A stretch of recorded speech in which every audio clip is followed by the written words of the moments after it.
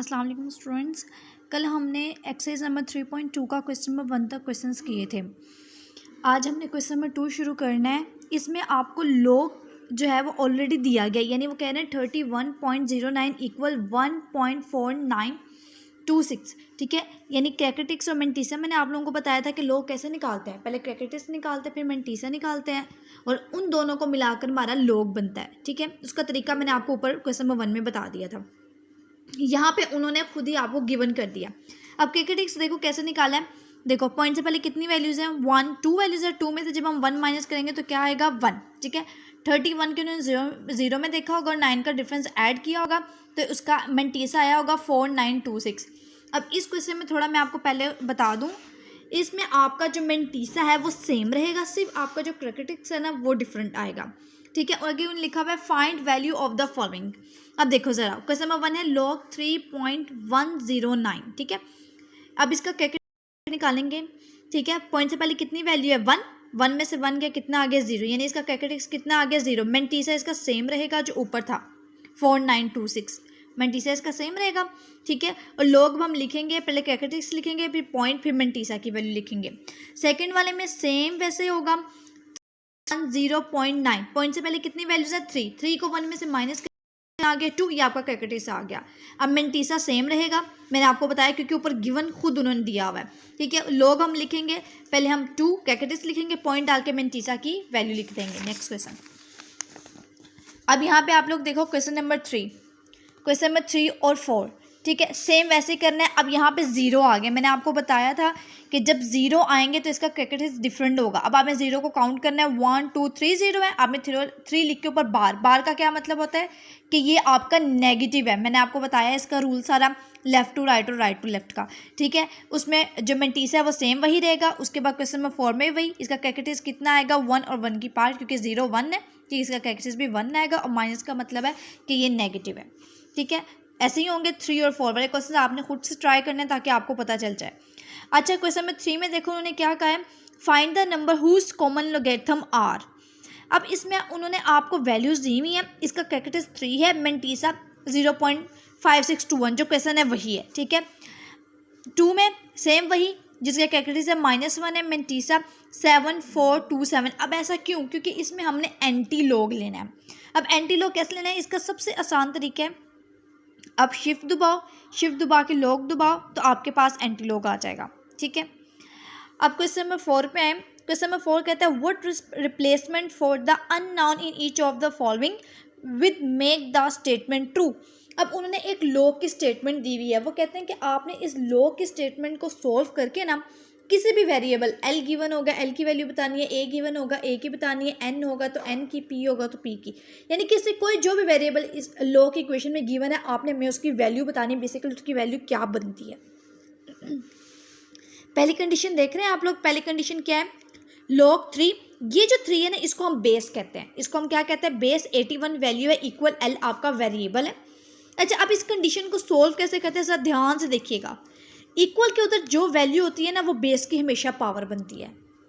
फिर सुन लें, जो इक्वल के उधर वैल्यू हो, वेरिएबल हो, जो भी हो, वो हमेशा बेस की क्या बनती है, पावर, बीच में इक्वल, और जो इधर वैल्यू होगी वो हमेशा इक्वल के उधर चल जाएगी। इस स्टेटमेंट को सोल्व करने का ये तरीका है। ठीक है, अब आपने 81 का एलसीएम ले लेना, 81 का हमने एलसीएम लिया, कितना आया 3 की पावर 4। ये देखिए बेसिस सेम है, 3 और 3 आपस में कैंसिल हो जाएंगे, बेसिस नीचे स्टेप में किया और एल की वैल्यू क्या आ गई 4 आ गई। क्वेश्चन नंबर 2 में log a 6 इक्वल 0.5। अब ये देखिए log a 6 0.5, मैंने क्या कहा था, इक्वल के उधर कोई भी वैल्यू हो, वेरिएबल जो भी हो, वो बेस की हमेशा क्या बन जाएगी, पावर बन गई, इक्वल 6, ये वैल्यू हमेशा इक्वल के उधर चल जाएगी। अब मैंने पॉइंट को ख़त्म किया, पॉइंट को मैंने ख़त्म किया, नीचे 1 लगाया और पॉइंट के बाद जितनी वैल्यूज होंगी नीचे 0 लगा देंगे। 5/10 आ गया इक्वल 6, 5 1 ज़ा 5, 5 2 ज़ा 10 आ गया, a 1/2 इक्वल 6।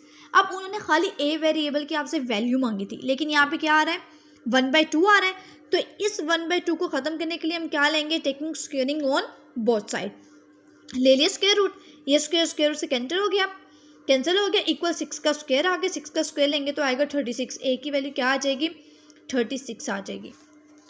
क्वेश्चन नंबर 3 पे आए, यहाँ पे वो कहते हैं लॉग बेस इसकी 5 है, एन इक्वल 2, सेम वही तरीके से कोई इसका तरीका डिफरेंट नहीं होगा। जो ये है 2, ये बेस की पावर बन जाएगा और n उधर चला जाएगा, ठीक है। यहाँ पे कोई फ़र्क नहीं पड़ता, वेरिएबल हो कांस्टेंट हो, सिर्फ आपने ये याद रखना है हमेशा यहाँ पे जो वेरिएबल होगी वो बेस की पावर बनेगी, ठीक है, इक्वल n, ठीक है। 5 को 2 टाइम्स मल्टीप्लाई किया 25 इक्वल n आ गया। आप क्वेश्चन नंबर 4 देखिएगा, 10p इक्वल 40। अब इसको कैसे सॉल्व करना है? बेसिकली जो 10 है ना, ये हमें डिनोट कर रहा है लॉग से, इसलिए इसको ख़त्म करने के लिए हम लेंगे taking log on both side. जब हम लॉग बोथ साइड पे लेंगे तो लॉग p आ जाएगा, यानी इक्वल log 40 आ जाएगा, ठीक है। जो log 10 होता है उसकी वैल्यू 1 है, मैंने यहाँ लिखी नहीं है, अगर आप लिखना चाहो तो आप लोग लिख सकते हो, ठीक है। log 10 1 लगा के p ही बचेगा। log 40 कैलकुलेटर से डायरेक्ट भी ले लोगे तो 1.621 आपका आंसर आ जाएगा। ये डिफरेंट क्वेश्चन था इन सब से। अब नीचे आए क्वेश्चन नंबर 5 पे, इन्होंने लिखा हुआ इवेल्युएट log 2 1/128। सेम वैसी कंडीशन है, ये देखें सेम वैसी कंडीशन है, लेकिन इसमें आपकी इक्वल वाली वैल्यू मिसिंग है, नज़र आ रही है ना, इक्वल वाली वैल्यू मिसिंग है। कोई बात नहीं, हम लेट कर लेंगे कि ये जो सारी इक्वेशन है ये किसके इक्वल है, एक्स के इक्वल है।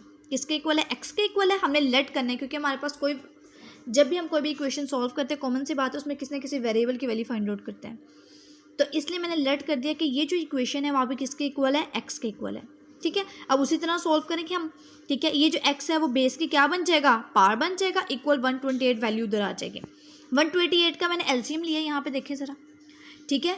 एलसीएम लिया तो 2 की पावर काउंट करो, 2 की पावर कितनी आ गई, 7, 2 की पावर 7 आ गई।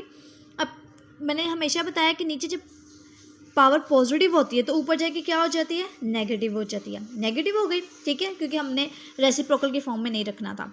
अब बेसिस सेम है, आपस में बेसिस कैंसिल हो गई और x इक्वल -7 इसका आंसर आ गया।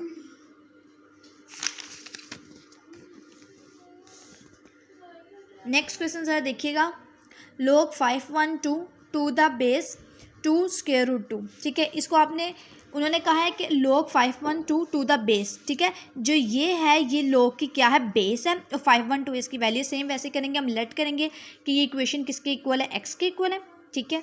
उसके बाद ये x इसकी क्या बन जाएगा, पावर बन जाएगा, इक्वल 512। अब स्क्वायर रूट खत्म करके स्क्वायर रूट की पावर कितनी होती है, 1/2 लगा देंगे, 1/2 और ये आ जाएगा x होल की पावर है, इक्वल 512 का आप एलसीएम लोगे तो आएगा 2 की पावर 9। अब इसकी पावर 1 है, मैंने कहा था जिसके ऊपर कुछ नहीं होता उसकी पावर 1 होती है, और 2 की पावर 1/2। हम एलसीएम ले लेंगे क्योंकि बेसिस सेम है तो एक पे हम एलसीएम ले सकते हैं। 1 + 1/2। इस कंडीशन को कैसे सॉल्व करते हैं, 2 1 2, 1 ऐड हो जाएगा तो 3/2 x आ जाएगा, ठीक है।